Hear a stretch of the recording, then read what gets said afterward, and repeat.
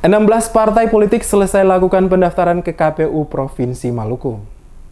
16 partai politik yang terdaftar sebagai peserta pemilihan umum legislatif telah selesai melakukan pendaftaran ke KPU Provinsi Maluku pada hari terakhir batas pendaftaran para bakal calon anggota legislatif khusus untuk DPRD Provinsi Maluku. Alwi Komisioner KPU Maluku kepada NMS Media Group menyatakan, hingga batas akhir pendaftaran para bakal calon anggota legislatif DPRD Maluku, pihaknya telah selesai melakukan penerimaan pendaftaran sebanyak 16 partai politik yang melakukan pendaftaran ke kantor KPU Provinsi Maluku. Secara umum, kata Alwi, berdasarkan hasil penelitian dengan peraturan KPU nomor 20 tahun 2018, seluruh partai telah memenuhi persyaratan yang telah ditentukan. Terdapat beberapa persoalan yang ditemukan oleh pihaknya saat pendaftaran dilakukan oleh partai politik, namun bisa langsung disikapi secepatnya oleh masing-masing partai untuk segera melakukan perbaikan sebelum batas akhir waktu yang ditentukan, sehingga semua berjalan dengan lancar. Seluruh proses pendaftaran 16 partai politik yang dilakukan oleh pihak KPU Provinsi Maluku melalui sistem komputer, sehingga tanda terima pendaftaran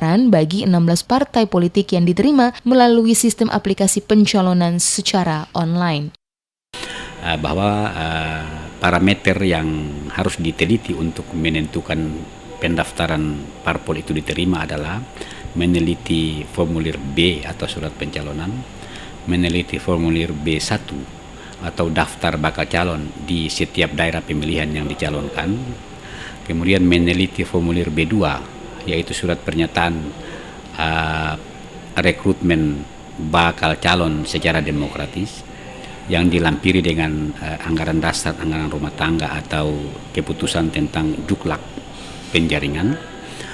Kemudian meneliti B3 ya atau fakta integritas, dan meneliti SK kepengurusan yang dilegalisir.